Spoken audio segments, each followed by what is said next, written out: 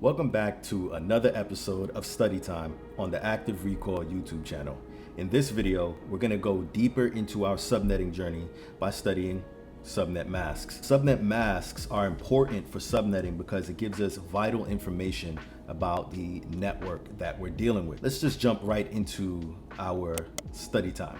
What is a subnet mask? We went over this in the IPv4 video, and now we're just gonna reiterate so that we can get a firm grasp on subnet masks, because subnet masks are important, right? Subnet mask divides an IP address into two parts, the network part and the host part. Subnet masks are 32 bits long, containing 4 octets. It's similar to an IP address. It has the same anatomy as an IP address. Subnet masks serve a different function, if you will. Each octet is 8 bits long, right? Duh, right? Octet, right? That gives it away right there. And there's 3 types of subnet mask formats. Now, this is important because depending on who you're dealing with, they might use a different format. Some people prefer to use a prefix format. A lot of people prefer to use a prefix format for subnet mask because you're going to see in a second that it is tedious writing out binary and even sometimes dotted decimal notation. If you watch the video of me configuring 3 Cisco routers, you would have noticed that every time I had to configure an interface, I had to type in the dotted decimal notation, or I could have probably just used the prefix format. I didn't try that. I should have probably tried that. Yeah, you can see that it's a pain in the ass, even in that video, to write out the dotted decimal notation. And we're not even ever gonna be writing out the binary format, right? That's whack. As far as configuring the interface goes, binary format is necessary because the computers, they only know how to read ones and zeros, right? So we got 3 types of subnet mask formats: so dotted decimal notation, prefix format, binary format. You know what dotted decimal notation looks like already. Everybody's familiar with this, right? Everybody's familiar with this. Everybody's familiar with that, right? Now the prefix format version of that is this, right? And we're gonna go through why that is in a second. And I'll show you the binary format of the above, right?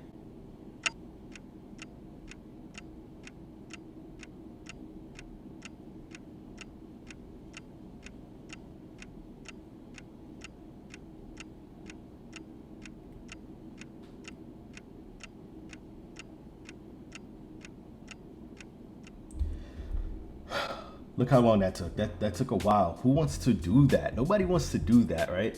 But we see that that's how we write the dotted decimal notation version of it, and that's how we write the prefix format version of it as well. And this brings us into the next part, right? We can convert between these 3 formats using information from each format. But before that, we have to abide by 3 basic rules. 1, we cannot interleave binary ones, right? And if there are binary ones, they're always on the left side, right? If there's zeros, they're always on the right side. What are some examples of the violations of these rules, right? Right here. See, these are violations. You see the interleaving ones right here. You see the zeros on the left, and you see the ones on the right.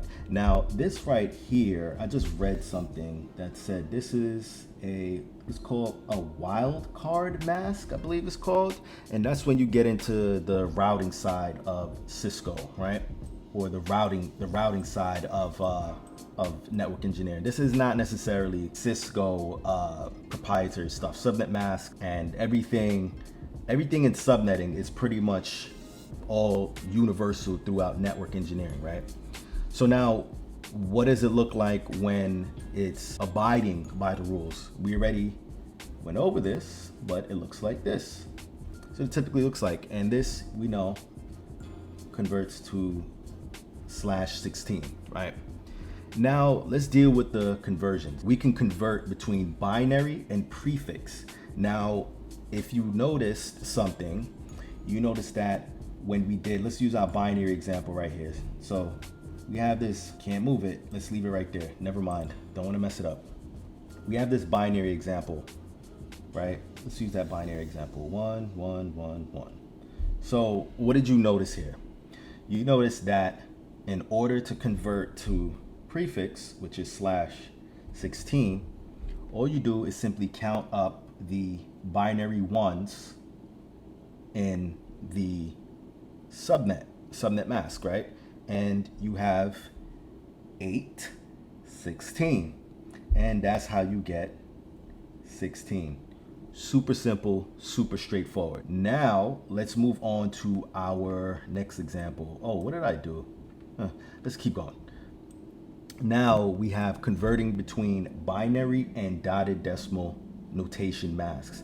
This is my favorite part because this is where we get a little bit more technical. This is where we use a little bit more math. We can wrestle with it a little bit, right? But it's easy, it's straightforward. When you're converting between binary and dotted decimal notation, let's take our previous example and build on it. Uh-oh. What's that? What is that? Now we see that we don't have the full octets going on, right? We have only 3 bits turned on. Now, what does that mean? What that means is that this binary subnet mask converts to, almost forgot for a second, getting kind of rusty, so I got to practice every day. Where did we get that from? How did we get that? You look at this chart over here. Let's look at this chart, right? This chart corresponds to the bits in the octet, right? You see you got 8 positions here. 1, 2, 3, 4, 5, 6, 7, 8. Got 8 positions. Now we're gonna go from left to right. Remember, left to right when it comes to dealing with the ones in the subnet mask. We see right here that 3 bits are turned on. So we have 1, 2, 3. Now, when we add up these numbers, we get 224. See how straightforward that is? You can either use this chart that I showed you right here, this little thing right here. You can either memorize that, or you can just memorize all 9 of these values, which is not really that hard. As you can see, we have each binary mask octet that corresponds to a number in each of these columns, if you will. That's pretty straightforward. Like, that's not something that you need to really bump your head over. It's pretty straightforward. And if you're wondering where we get these numbers from in this chart, they're just simply base 2, right? So let's do base 2 real quick. Well, not really quick, but 2 to the 0 is 1. 2 to the 1 is 2. 2 to the 2 is 4. 2 to the 3 is 8. 2 to the 4 is 16. 2 to the 5 is 32. 2 to the 6 is 64. 2 to the 7, 128. And you could keep going, but this corresponds to the 8 positions that we have in our octet. And every time one of them is turned on, you just add it to the sum, and then you're gonna get one of these decimal equivalents. Pretty straightforward stuff. You can either, again, like I said, you can memorize this whole chart right here, or you can just use this, right? But eventually, you're gonna memorize all 9 of the values that it corresponds to, that each value corresponds to, right? So you want to do another one? Let's do another one real quick, right? All right, so 1, 1, 1, 1, 1, 1, 1, 1, 1.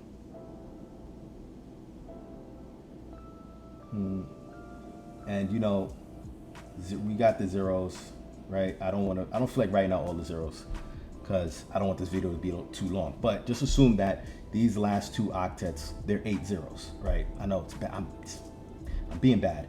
So this is 255 because all of these are turned on.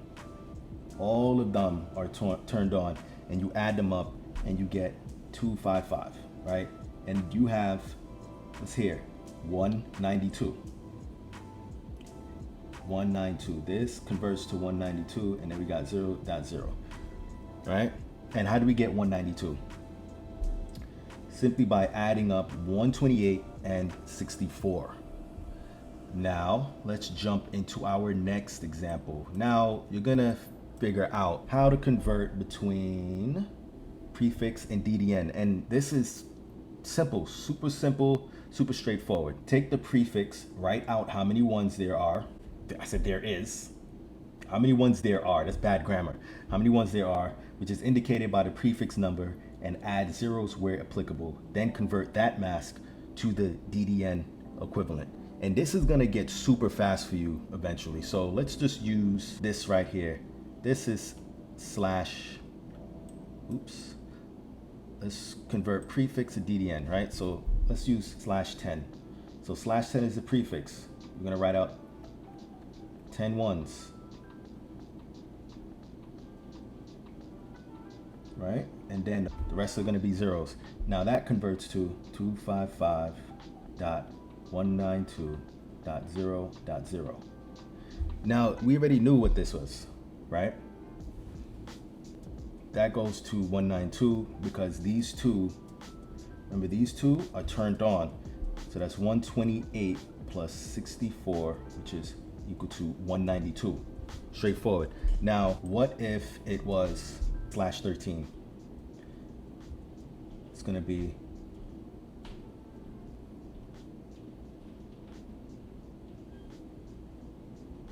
rest of zeros, put a dot there, and then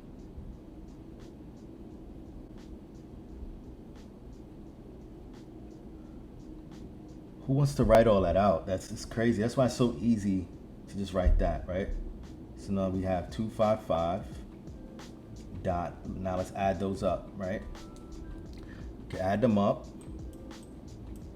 You can add up these 5. 1, 2, 3, 4, 5. That's 128 plus 64 plus 32 plus 16, right? That's 4. And then 8. What do we get? We can see what it corresponds to in our chart, right? These are 5 ones, corresponds to 248, right?